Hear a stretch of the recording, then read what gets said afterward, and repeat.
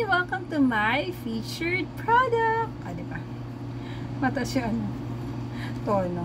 So, my featured product ay ang sando na to. Ayan. Unisex ang sando na to. Mga miha, girl, boy, ganyan. And size 14. Lalong-lalo na kung yung mga kids natin may maninipis na uniform. Syempre, ayaw natin yung nakikitaan sila ng panloob nila, diba?